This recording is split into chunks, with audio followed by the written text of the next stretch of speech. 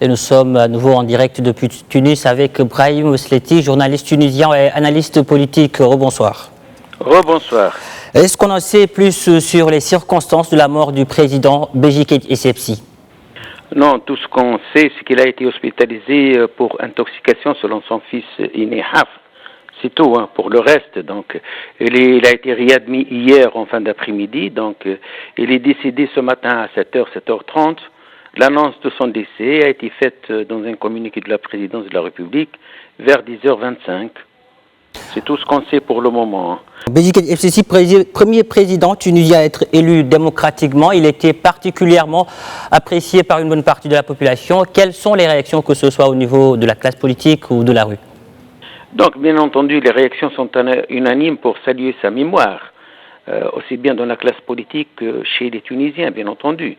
Il est très aimé par la plupart des Tunisiens, par les femmes essentiellement, qui lui doivent beaucoup, notamment son initiative sur l'égalité dans l'héritage, qui malheureusement n'a pas abouti, c'est resté un peu quand même dans son cœur avant de partir.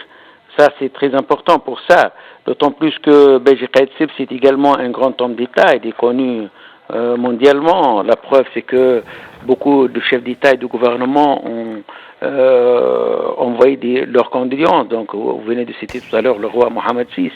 Il y a également donc le président français Macron, beaucoup de chefs d'État arabes et même étrangers. Il y a également le président du Conseil libanais, Saad al-Hariri, qui a décrété un deuil de 3 jours. Ça, c'est très important à relever. Et le président de l'Assemblée des représentants du peuple a été investi pour assurer l'intérim, une transition qui s'est déroulée dans une certaine sérénité, n'est-ce pas? Le calme et la sérénité et dans le respect de la Constitution. Donc le président du Parlement, Mohamed Nasser, vient de prêter serment tout à l'heure à 17h. Il a été donc immédiatement investi comme président intérimaire pendant une période de 45 jours qui ne doit en aucun cas dépasser donc les 90 jours.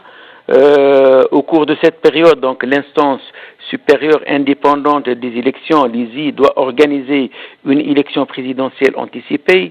C'est pourquoi son président Nabil Bafoun vient de déclarer cet après-midi que on va réviser le calendrier électoral qui a été annoncé et fixé, parce que vous savez que le pays est entré dans une période électorale des législatives qui sont fixées pour le 6 octobre et l'élection présidentielle pour le 17 novembre.